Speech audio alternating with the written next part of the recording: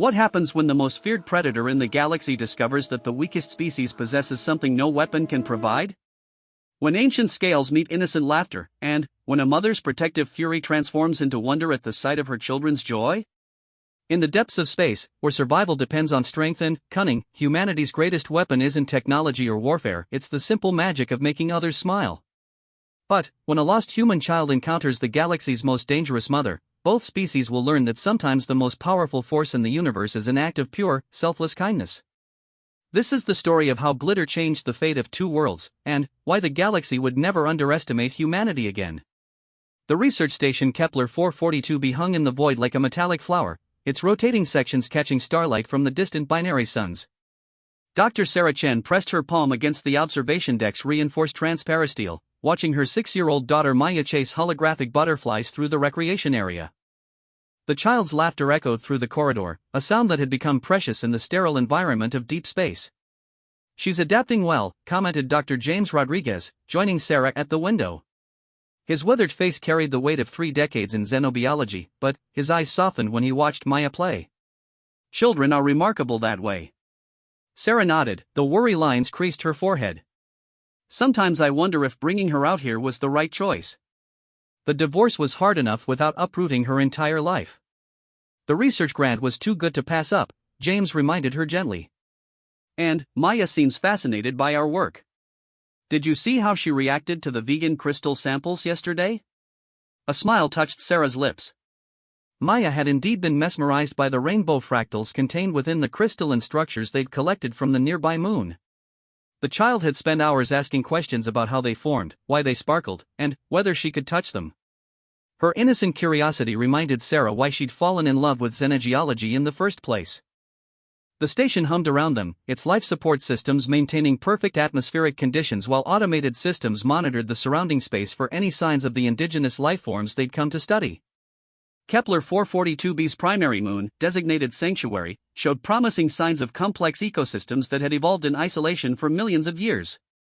Dr. Chen, Lieutenant Torres's voice crackled through the communication system, carrying an edge of excitement.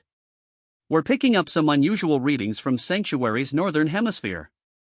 You might want to take a look at this." Sarah exchanged glances with James before they made their way to the command center. The circular room buzzed with activity as technicians monitored various displays showing atmospheric readings, seismic data, and biological signatures from the moon's surface. Torres gestured to the main screen, where thermal imaging revealed large, moving heat signatures in what appeared to be a series of connected caverns. "These readings just appeared about 20 minutes ago. The thermal output suggests something big, possibly multiple large organisms." "How big?" James asked, leaning forward to study the data. "Preliminary estimates put them at least 15 to 20 meters in length, possibly larger. The heat signatures are intense, suggesting high metabolic activity." Sarah felt her breath catch. In all their months of observation, they detected only smaller lifeforms on Sanctuary's surface. Something of this size represented a major discovery, potentially the apex predators of the moon's ecosystem. "Are they showing any aggressive behavior?" she asked. "That's the interesting part," Torres replied, adjusting the display to show movement patterns. "They appear to be stationary most of the time, with only periodic movement within the cave system. Almost like they're nesting." The implications sent excitement through the research team. If these were indeed large indigenous creatures, and they were exhibiting nesting behavior, it suggested complex social structures and, possibly, intelligence. Maya's voice drifted from the recreation area, where she was now playing with a collection of craft supplies Sarah had brought from Earth. The child loved making things sparkle and shine, often creating elaborate artworks with glitter, sequins, and metallic threads. It was her way of bringing color and light to the sometimes gray environment of space. "We need to plan a surface mission," Sarah decided. "Full safety protocols, but this could be exactly what we've been hoping to find." As the team began coordinating their approach, none of them noticed the subtle changes in the readings from Sanctuary's surface. Deep within the cavern system, ancient intelligence stirred, awareness rippling through scales older than human civilization. The Drakmari matriarch had sensed the strange metal object in orbit around her world, had felt the alien minds probing at the edges of her domain. For 7 centuries, Zarathes had ruled the mountain ranges of Sanctuary, her brood of 12 hatchlings the continuation of a bloodline that stretched back to the planet's formation. The Drachmari were beings of fire and fury, their crystalline breath capable of melting stone, their scaled hide resistant to the harshest environmental conditions. They were apex predators who had never known fear, never encountered a species capable of challenging their dominance.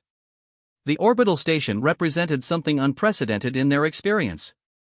The metal construction spoke of intelligence, but the thermal signatures were wrong. These beings generated minimal heat, suggesting cold-blooded physiology entirely unlike their own fire-based metabolism. Yet their technology indicated advanced cognitive capabilities.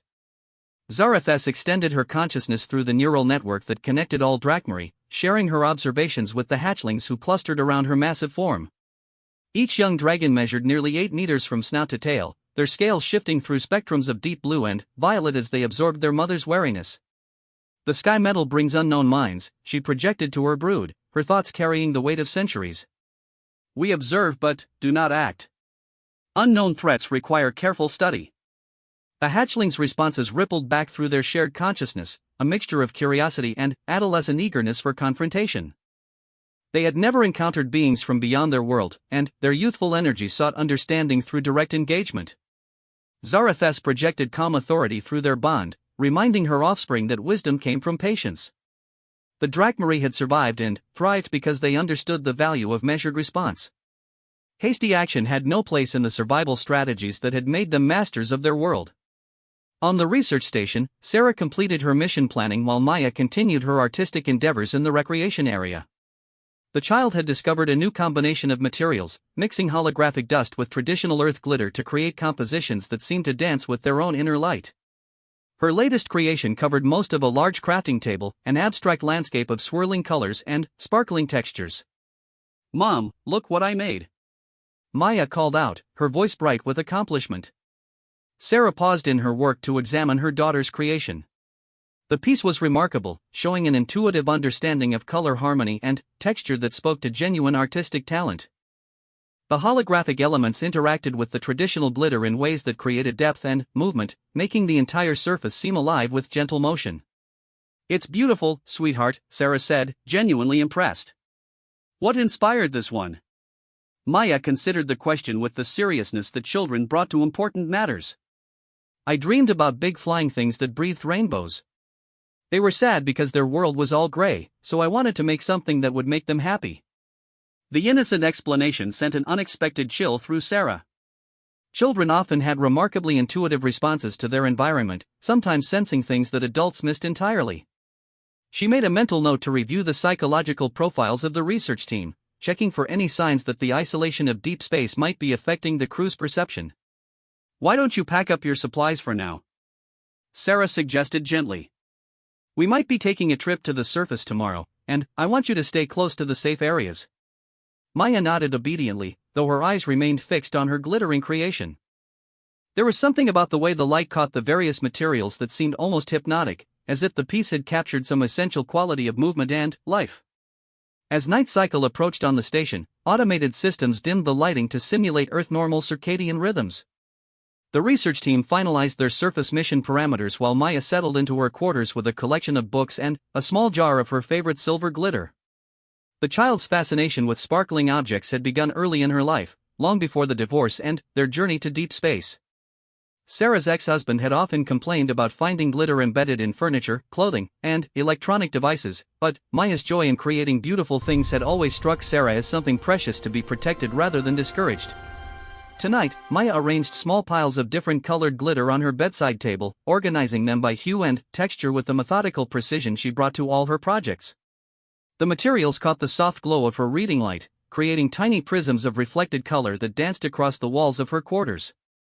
Sleep came slowly to the child, her mind filled with images of vast creatures soaring through crystal caverns, their scales reflecting light like living jewelry. In her dreams, the flying beings were lonely, isolated in their gray world, longing for something bright and beautiful to ease their solitude. Deep below Sanctuary's surface, the Drachmari matriarch experienced her own form of rest, her consciousness expanding through the crystalline networks that connected the cavern system.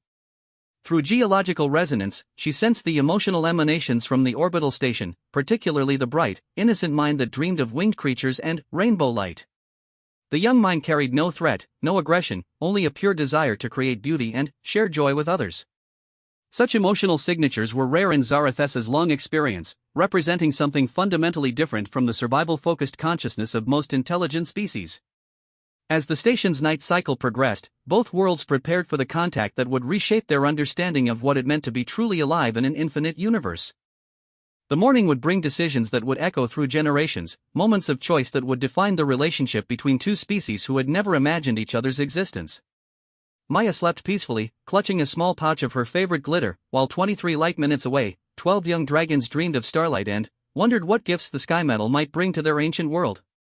Dawn on Kepler 442 began with the slow rotation of the research station, bringing artificial sunlight streaming through the observation decks. Dr. Sarah Chen woke to find Maya already awake, sitting cross-legged on her bed with craft supplies scattered around her like a colorful explosion. The child had apparently been awake for some time, working on what appeared to be several small pouches made from fabric scraps and filled with different types of glitter. "Morning, sweetie," Sarah said, rubbing sleep from her eyes. "What are you working on?" Maya held up one of the small pouches, which caught the morning light and sparkled like captured starlight. "Friendship gifts," she announced matter-of-factly. "In case we meet anyone today who looks sad." The innocent statement struck Sarah with its simple wisdom. Her daughter's empathy had always been remarkable, but the isolation of space seemed to have intensified Maya's desire to connect with others and bring happiness to those around her. "That's very thoughtful," Sarah said, helping Maya organize the completed pouches. Each one was unique, containing different combinations of glitter, sequins, and holographic material. The child had somehow managed to create distinct personalities for each pouch, as if she understood that different beings might prefer different types of beauty. The morning briefing in the command center carried an undercurrent of excitement as the research team reviewed their surface mission parameters. Lieutenant Torres displayed updated thermal readings from Sanctuary's northern hemisphere, showing that the large heat signatures had moved slightly during the night cycle. "The movement patterns are interesting," Dr. Rodriguez observed, studying the data. "They're not random. There's a definite organization to how these creatures navigate their environment." Sarah nodded, adjusting her field equipment while keeping one eye on the displays. "Any changes in the electromagnetic signatures?" "Actually, yes," Torres replied, highlighting new data streams. "We're picking up low-frequency resonances that weren't present yesterday. Almost like subsonic communication, but the patterns are too complex for simple animal vocalizations." The implication sent a ripple of excitement through the team. Complex communication patterns suggested intelligence, possibly advanced enough to warrant first contact protocols despite the creature's apparently non-technological nature. Maya appeared in the doorway of the command center, her small backpack bulging with craft supplies and friendship pouches. "Can I come with you today?" she asked hopefully. Sarah's first instinct was to refuse. Surface missions carried inherent risks, and the unknown nature of the indigenous life forms made the situation potentially dangerous. But standard protocols allowed for family members to accompany research expeditions under specific safety conditions, and Maya had proven remarkably adaptable to new environments. "You'll have to stay in the shuttle," Sarah said finally. "No exploring, no wandering off, and you follow every safety instruction exactly." Maya's face lit up with joy. "I promise. I'll be the best helper ever." The shuttle Bay Zephyr launched an hour later, carrying a crew of 6 researchers and one excited child towards Sanctuary's surface. The moon hung below them like a jewel, its atmosphere showing swirls of vapor that spoke of active weather systems and complex environmental dynamics. As they descended through the upper atmosphere, Maya pressed her face against the shuttle's viewport, watching clouds stream past in patterns of gray and silver. The surface below gradually resolved into a landscape of crystalline formations and deep valleys, with the massive cavern system clearly visible as dark openings in the northern mountain range. "It's like a fairy tale world," Maya whispered, her breath fogging the viewport. "Do you think the creatures down there are lonely?" Her question struck the research team as oddly perceptive. Social isolation was a constant concern in deep space missions, and the possibility that highly intelligent creatures might experience similar emotional needs had implications for any potential contact scenarios. The shuttle touched down on a stable landing site approximately 2 kilometers from the cavern entrance, close enough for detailed observations but far enough to avoid triggering defensive responses from any territorial inhabitants.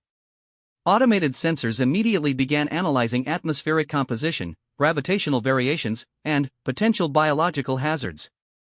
"Atmosphere is breathable with minimal filtering," reported the shuttle's AI system. Gravity is 0.87 Earth standard. No immediate biological threats detected in the surrounding area. The research team began their methodical approach to the cavern system, using remote probes and sensor drones to map the immediate area while maintaining safe distance from potential inhabitants. Maya remained in the shuttle as promised, but her attention focused intently on the data streams displayed on the secondary monitors. Deep within the cavern system, the Drachmarie matriarch sensed the arrival of the sky metal craft. The electromagnetic signatures of the alien technology created resonances in the crystalline formations that lined their territory, allowing Zarathes to monitor the newcomers' activities with remarkable precision. The beings moved with caution and intelligence, using remote observation tools rather than direct confrontation. Such behavior suggested wisdom and non-aggressive intent, qualities that earned grudging respect from the ancient dragon. Most species that achieved technological capability retained aggressive tendencies that made them dangerous despite their apparent advancement. More intriguing was the presence of a smaller consciousness among the aliens, one that radiated the unique emotional signature Zarathes had detected during the night cycle. The young mind carried no fear, only curiosity and a strange desire to offer comfort to others. Such psychological patterns were unprecedented in the matriarch's experience. Mother, projected Kithara, the eldest of the hatchlings, the small mind calls to us. Its thoughts are like music without sound. Zarathes extended her awareness toward the shuttle, carefully probing the emotional emanations from its occupants. The adult minds carried typical stress patterns associated with exploration and potential danger, but the young consciousness radiated something entirely different, pure wonder and an overwhelming desire to share beauty with any beings it might encounter. The small one brings light thoughts, confirmed Zirian, another of the hatchlings. Its mind tastes of starshine and crystal song. The matriarch considered this unprecedented situation. In 7 centuries of existence, she had never encountered a species whose young projected such powerful altruistic impulses. Most intelligent beings focused primarily on survival, territory, and resource acquisition. The emotional patterns emanating from the small alien suggested motivations that transcended mere self-interest. On the surface, Dr. Chen's team methodically gathered data while maintaining their cautious distance. The remote probes revealed cavern systems of extraordinary complexity, with crystalline formations that appeared to have been shaped by intelligent design rather than natural geological processes. These formations are remarkable, Dr. Rodriguez commented, studying the probe imagery. The crystal arrangements are too symmetrical to be accidental, but we're not seeing any obvious tool marks or construction techniques. Sarah nodded, adjusting probe parameters to gather more detailed scans. Could be bioengineering. Some species developed the ability to shape their environment through biological rather than technological means.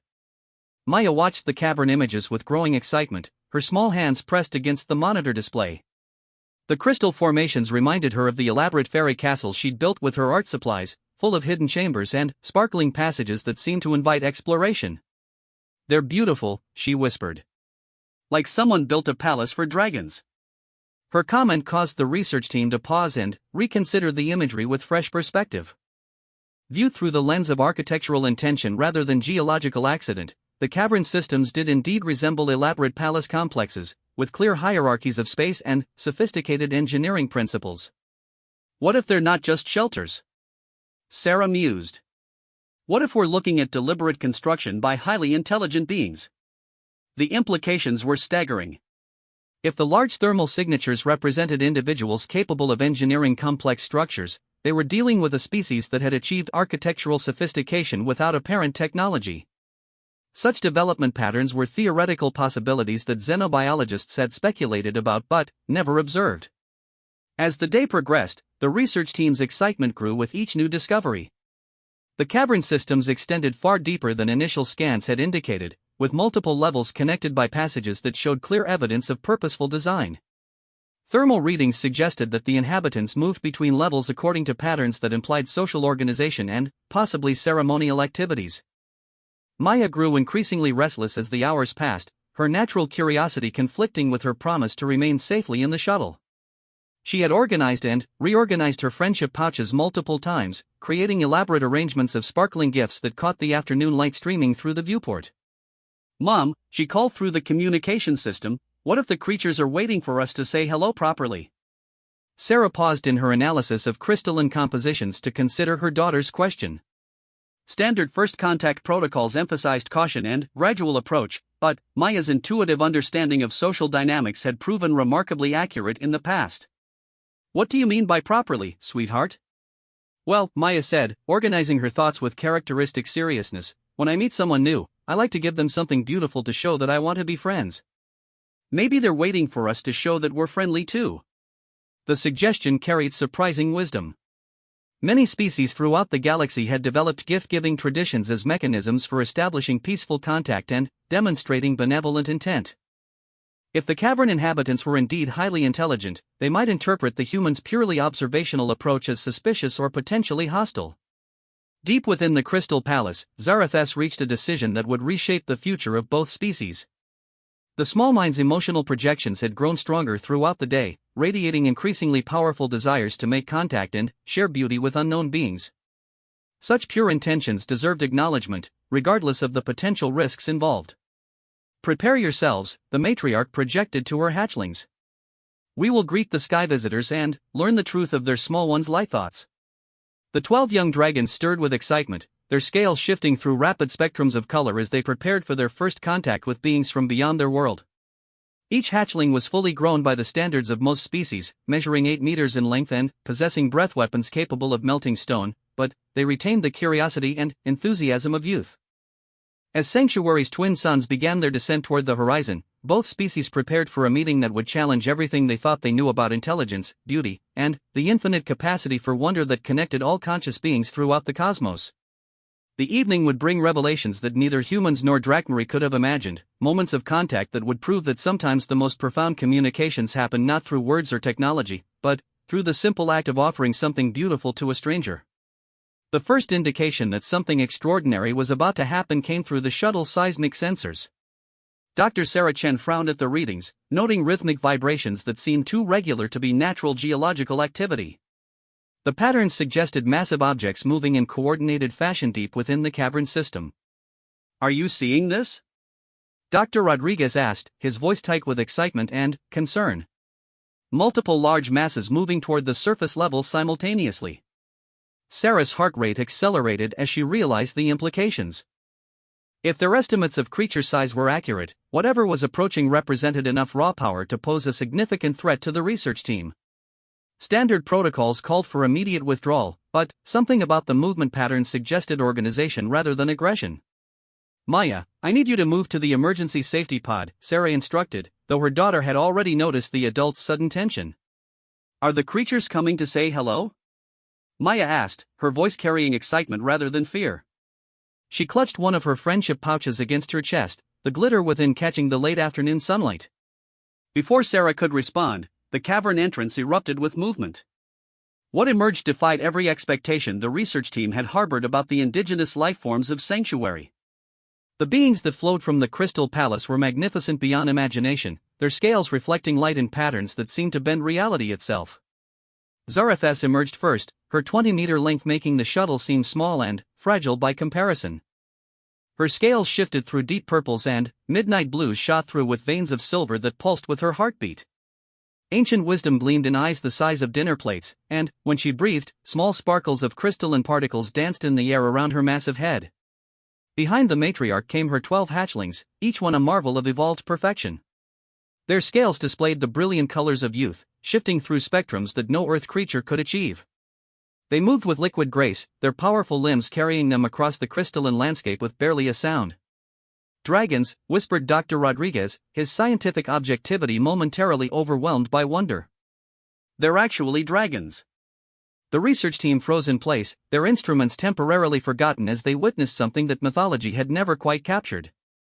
These were not the primitive beasts of human legend, but beings whose very presence radiated ancient intelligence and sophisticated awareness. Maya pressed her face against the shuttle's viewport, her eyes wide with delight rather than terror. They're beautiful, she breathed. They look just like in my dreams, only better. Zarathas approached the shuttle with careful deliberation, her massive form moving with a grace that spoke of perfect environmental adaptation. She could sense the fear emanating from most of the alien minds, a natural response to her imposing physical presence. But the small consciousness continued to radiate nothing but wonder and joy, its emotional signature brightening like a star as it observed her approach. The matriarch extended her awareness toward the shuttle's occupants, careful not to overwhelm their presumably fragile minds with direct contact. What she discovered fascinated her beyond expectation. The adults possessed complex intellectual structures focused on understanding and cataloging their environment, but their emotional responses remained dominated by survival instincts and caution. The young one, however, operated on entirely different principles. Its consciousness blazed with creative energy and an overwhelming desire to share beauty with others. The small being had somehow recognized her hatchling's presence even before their emergence from the caverns, suggesting an intuitive understanding that transcended mere sensory perception. "Mother," projected Kithara excitedly, "the small one's thoughts taste like crystal music and rainbow fire. It wants to give us something beautiful." Zarathes focused her attention more carefully on the young alien's mind, discovering emotional patterns unlike anything in her centuries of experience. The being wasn't seeking to gain territory, resources, or advantage through contact. Instead, it radiated pure altruistic joy at the possibility of making new friends and sharing happiness with them. Maya suddenly moved toward the shuttle's emergency exit, her small hands working the manual release with surprising competence. Sarah lunged to stop her daughter, but the child had already triggered the airlock sequence. "Maya, no!" Sarah shouted, but her daughter was already stepping onto Sanctuary's surface, clutching her largest friendship pouch against her chest. The 6-year-old human child stood before 23 meters of ancient predator without the slightest sign of fear. Maya looked up at Zarathes with the same expression she might use when meeting a neighbor's friendly dog, her face bright with curiosity and delight. "Hello," Maya said, her voice carrying clearly in the thin atmosphere.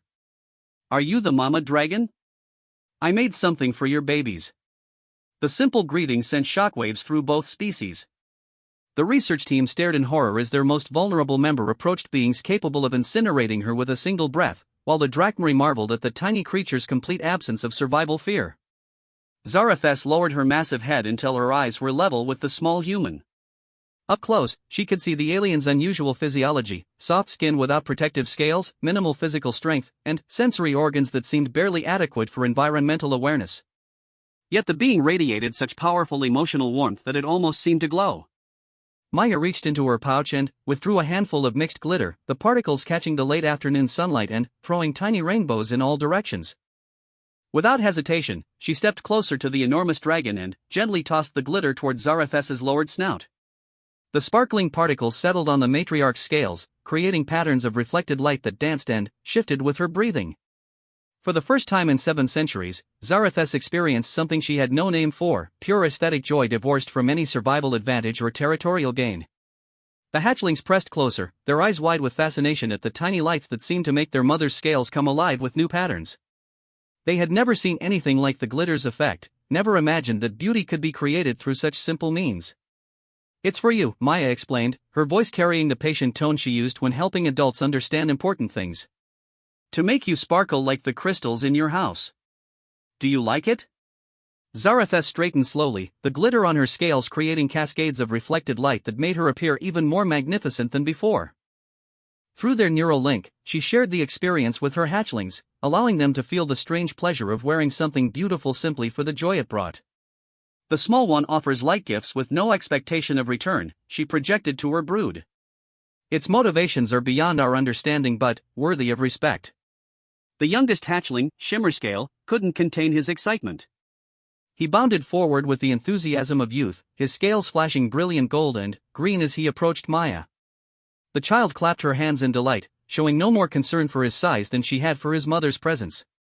"You're so pretty!" Maya exclaimed, reaching into her pouch for another handful of glitter. "Would you like some sparklies too?" Shimmerscale lowered his head in unconscious mimicry of his mother's gesture, and Maya carefully sprinkled silver and gold glitter across his snout and forehead. The effect was immediate and magical, transforming the young dragon into something that seemed to be made of living starlight. The other hatchlings crowded forward, their excitement building as they witnessed their siblings' transformation. Maya laughed with pure delight, reaching for more glitter as she realized she was about to make 11 more dragon friends. Sarah stood frozen at the shuttle's exit, her maternal instincts warring with scientific wonder as she watched her daughter casually interact with beings that could destroy their entire expedition without effort. Yet something about the dragon's behavior suggested that Maya was safer than she would be in most Earth playgrounds. Dr. Rodriguez activated his recording equipment with trembling hands, realizing they were witnessing something unprecedented in xenobiological contact. The interaction between human child and alien predator was rewriting fundamental assumptions about intelligence, social behavior, and the nature of interspecies communication. One by one, the hatchlings approached Maya for their own glitter gifts. Each dragon received a unique combination of colors and textures, as the child seemed to intuitively understand their individual preferences. Kithara received deep blue and purple to match her scales, while Zirian's gift featured holographic material that created rainbow effects as it moved. "You're all so different and so beautiful," Maya said, standing in the center of 12 glittering dragons who gazed down at her with something approaching worship. "I wish I had enough sparkles for everyone in the whole universe." Zarathas felt something shift in her ancient consciousness as she processed the child's words. The small being didn't just want to share beauty with her immediate surroundings, it yearned to bring joy to every living creature it might ever encounter. Such universal altruism was a concept that challenged every survival-based assumption the matriarch had developed over centuries of existence. Through the neural network, she felt her hatchling's responses to the glitter gifts, pure joy unconnected to any practical advantage, aesthetic pleasure that served no survival function, and growing affection for the tiny creature who had given them something precious simply because she wanted them to be happy. As Sanctuary's twin suns began to set, painting the crystal landscape in shades of gold and crimson, Maya continued distributing her friendship gifts while the research team documented an encounter that would reshape humanity's understanding of what it meant to be truly intelligent in an infinite universe. The evening light caught the glitter on 12 dragon hides, creating a display of reflected beauty that turned the crystalline valley into something from the deepest dreams of wonder. And, at the center of it all, a 6-year-old human child laughed with joy at having made new friends who appreciated the simple magic of sparkling light. Neither species realized that they were witnessing the first moments of an alliance that would eventually span star systems, built not on treaties or mutual advantage, but on the profound truth that any being capable of giving beauty for its own sake possessed something worth protecting across the cosmos. The transformation in the Drakmari hatchlings' behavior was immediate and profound. As the glitter settled on their scales, creating patterns of light that danced with their every movement, the young dragons began to exhibit behaviors that Zarathas had never witnessed in 7 centuries of existence. They preened and turned, admiring each other's newfound sparkle while making soft rumbling sounds that resembled something between purring and musical harmonies. "Mother," projected Shimmerscale, his thoughts bright with wonder, "the light gifts make everything beautiful.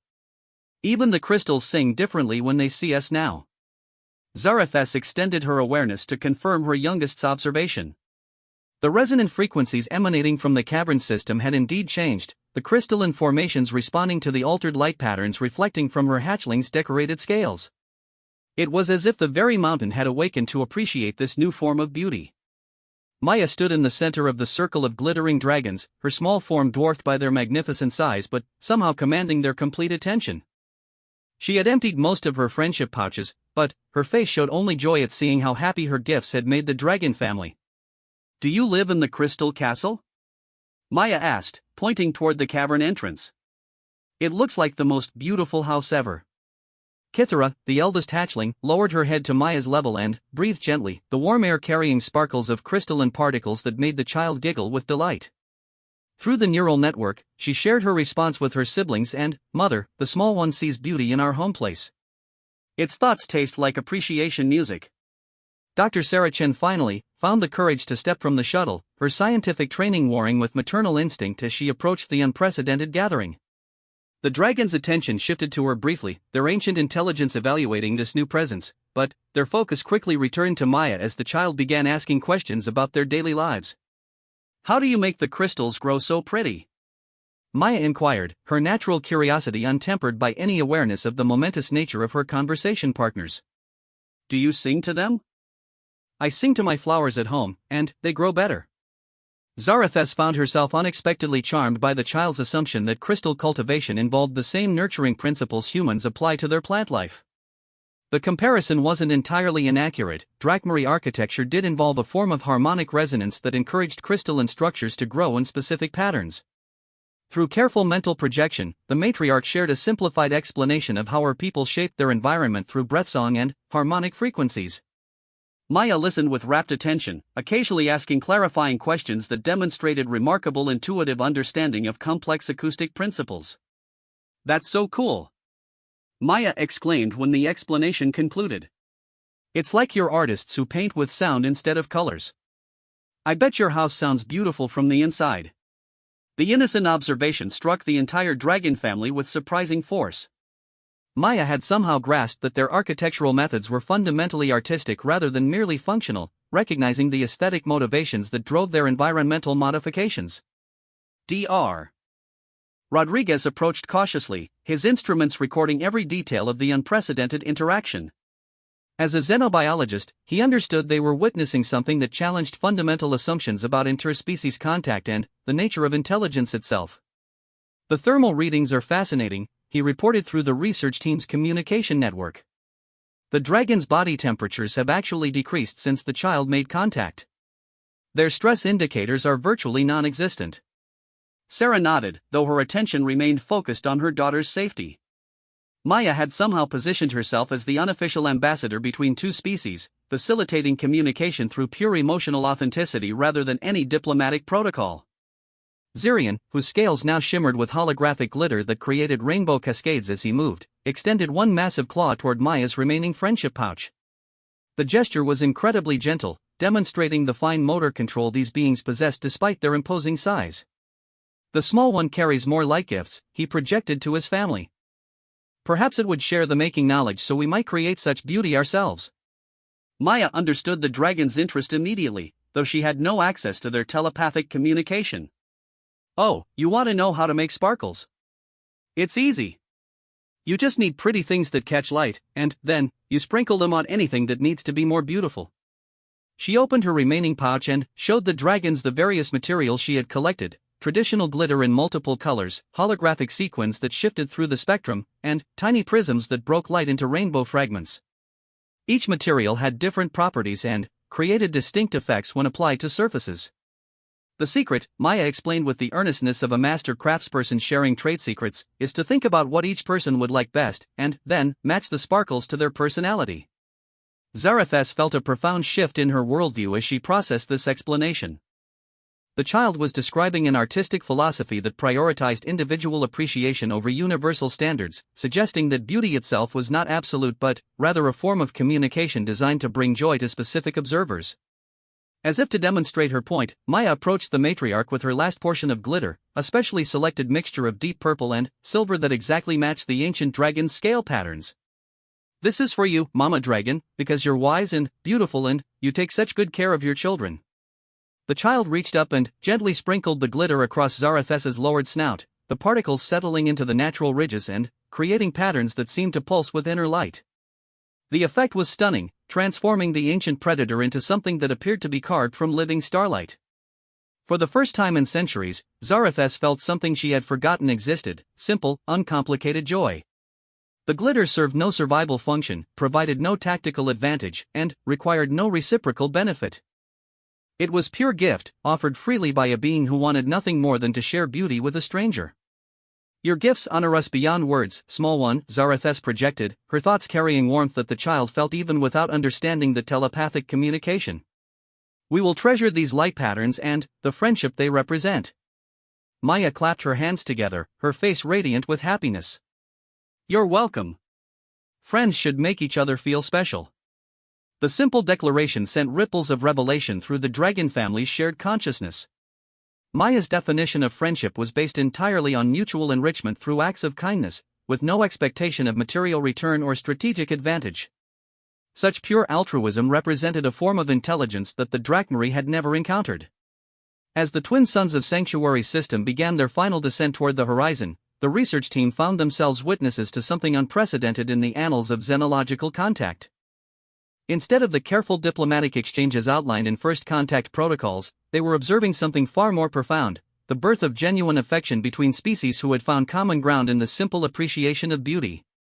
Shimmerscale, still giddy with excitement from his glitter decoration, began to demonstrate the Drachmarie equivalent of gift-giving. He breathed carefully onto a cluster of crystals near Maya's feet, his exhalation containing precisely controlled temperatures and harmonic frequencies that caused the crystalline structures to grow and reshape themselves. Within minutes, the crystals had formed an intricate sculpture that captured and refracted the setting sunlight into patterns of dancing color. The creation was uniquely beautiful, demonstrating the same aesthetic sensibility that Maya had shown in her glitter arrangements. For the small one who teaches light beauty, Shimmer Scale projected, his young mind radiating pride at being able to reciprocate his new friend's generosity. Maya gasped in delight as she examined the crystal sculpture, her hands hovering over its surface without quite touching as she admired the way light played through its faceted structure. "It's the most beautiful thing I've ever seen. You made this just for me?" The child's obvious appreciation sent waves of satisfaction through all 12 hatchlings, confirming what they were beginning to understand about human nature. These beings valued aesthetic gifts as much as the Drachmarie valued territorial security. One by one, the other hatchlings began creating their own crystal gifts for Maya, each sculpture unique in design but unified in the intention to bring joy to their new friend. The child's excitement grew with each new creation, her laughter echoing across the crystalline landscape and creating acoustic resonances that made the cavern systems ring like vast musical instruments. Dr. Chen finally found her voice, approaching her daughter with a mixture of pride and amazement. "Maya, sweetheart, do you understand what you've done here?" Maya considered the question with her characteristic seriousness. "I made friends with the dragon family," she said simply. "They were lonely in their beautiful house, so I shared my sparkles with them. Now they're sharing their crystal music with me. That's what friends do." Her explanation reduced the most significant first contact event in human history to its essential elements: recognition of mutual loneliness and the decision to share beauty as a remedy for isolation. In her innocent wisdom, Maya had identified the fundamental truth that connected all intelligent beings throughout the cosmos. As darkness began to settle over Sanctuary's surface, both species found themselves transformed by an encounter that neither could have anticipated.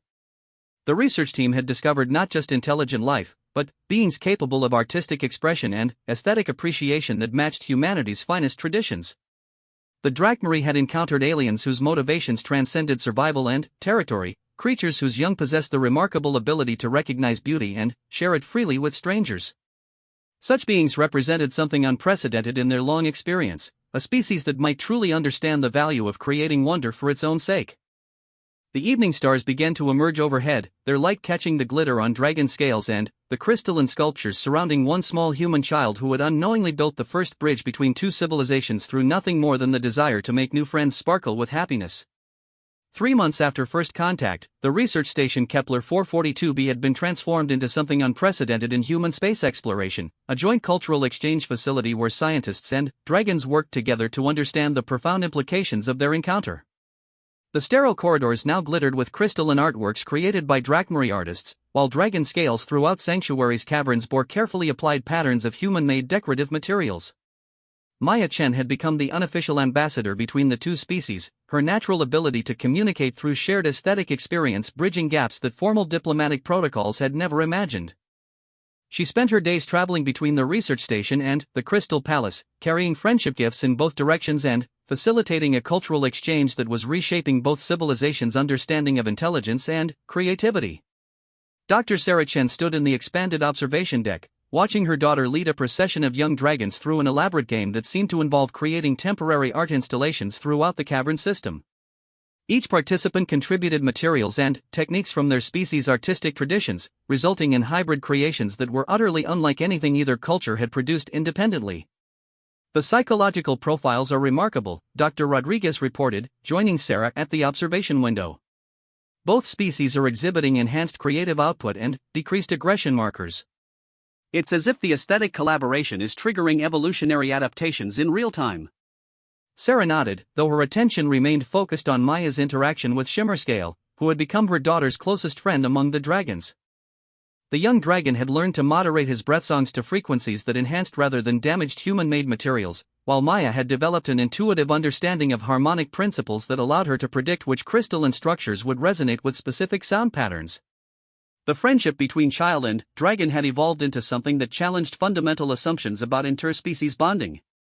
They communicated through a combination of spoken language, telepathic emotion sharing facilitated by Shimmerscale's neural abilities, and collaborative art-making that seemed to transcend the need for words entirely. Zarathes approached the human observation area with her characteristic grace, her massive form now permanently decorated with patterns of glitter that had been carefully integrated into her scale structure. The matriarch had discovered that human decorative materials could be absorbed into Drachmarie biology, creating permanent aesthetic modifications that enhanced their natural beauty while serving no survival function whatsoever. Dr. Chen, Zarathes projected through the translation interface they had developed, I wish to discuss the small one's proposal for the Stargift project. Sarah turned to face the ancient dragon, still marveling at the casual nature of their interaction.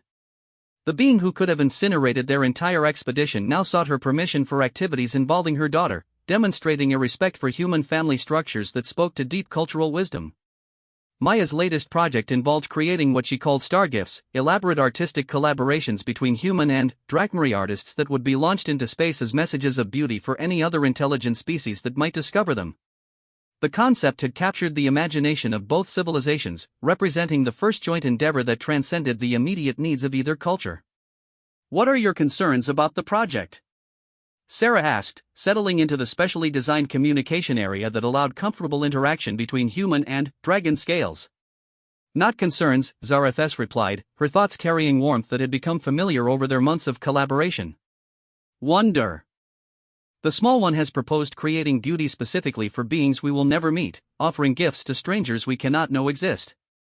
Such motivations are beyond our understanding but worthy of our deepest respect. The matriarch's observation highlighted something profound about Maya's approach to the Stargift project. The child wasn't seeking to establish communication or gain advantage through contact with hypothetical alien species, she simply wanted to share beauty with any beings who might appreciate it, regardless of whether they would ever know the gift's origin. She believes that beautiful things make everyone happier, Sarah explained. Even if we never know whether anyone finds them, she thinks it's important to put more beauty into the universe. Zarathes considered this explanation, her ancient consciousness struggling to process motivations that operated independently of survival advantage or territorial gain. Through 7 centuries of existence, she had accumulated vast wisdom about intelligence and behavior, but Maya's altruistic creativity challenged every framework she had developed for understanding conscious action. The hatchlings have reached consensus, the matriarch projected finally. We will contribute our finest crystal songs and harmonic sculptures to the small one's Stargifts. If there exist beings among the stars who appreciate beauty for its own sake, they deserve to experience the finest expressions of both our peoples. The decision represented a turning point in Drachmarie culture that would have seemed impossible before Maya's arrival. The ancient species was choosing to invest significant resources in creating artifacts that served no practical purpose, driven entirely by the possibility that unknown aliens might derive joy from their artistic efforts. As evening approached on Sanctuary, the twin suns painted the crystal landscape in shades of gold and crimson that turned the entire valley into a living jewel. Maya emerged from the cavern system accompanied by all 12 hatchlings, their scales glittering with new patterns of decorative enhancement while their claws carefully carried examples of their day's collaborative artwork. Mom! Maya called out excitedly, look what we made together.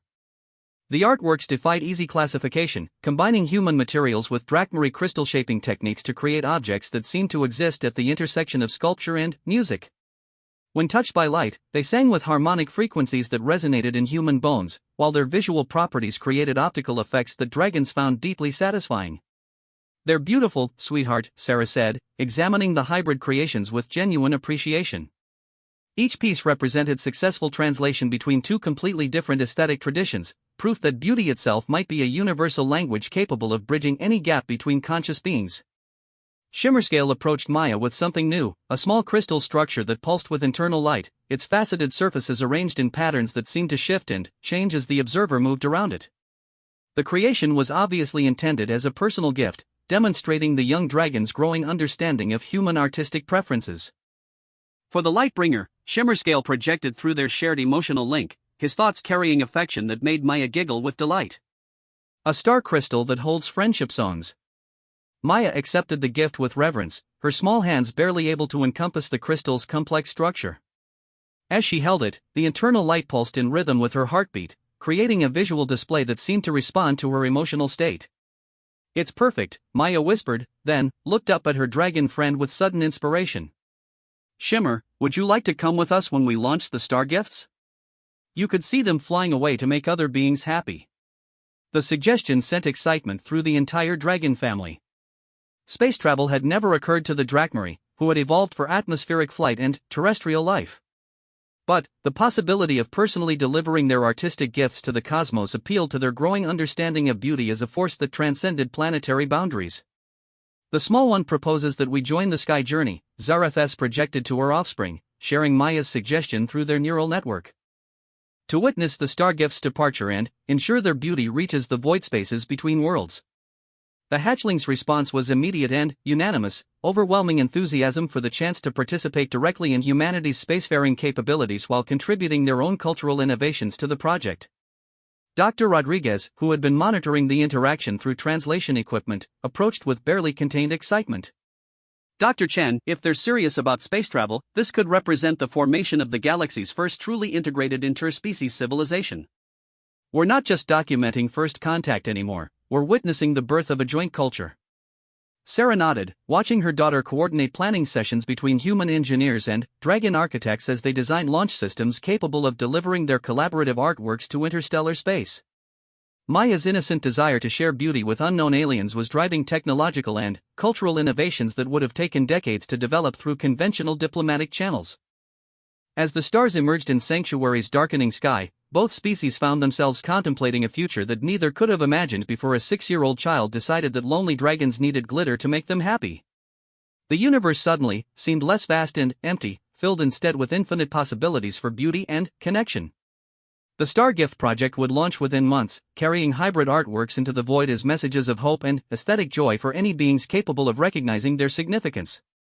But the true gift had already been exchanged, the discovery that intelligence throughout the cosmos might be united by nothing more complex than the desire to create wonder and share it freely with others. In the Crystal Palace that night, 12 young dragons slept surrounded by glittering art installations while their ancient mother contemplated the profound truth that Maya had revealed, that any species capable of selfless beauty-making possessed something worth protecting across any distance, defending against any threat, and celebrating throughout all the stars that filled the infinite darkness of space. The mighty dragon mother had withheld her wrath and discovered something far more powerful than fear or territorial dominance. She had found family among the stars, bound not by blood or biology, but by the simple recognition that all conscious beings deserved to experience the joy that came from unexpected gifts of beauty offered by strangers who became friends through nothing more than the desire to make each other sparkle with happiness. The galaxy would never be the same, and humanity's greatest achievement would be remembered not as conquering space, but as teaching the universe that kindness was the most powerful force in existence, capable of transforming apex predators into loving friends through nothing more than a child's innocent desire to share her glitter with anyone who looked lonely.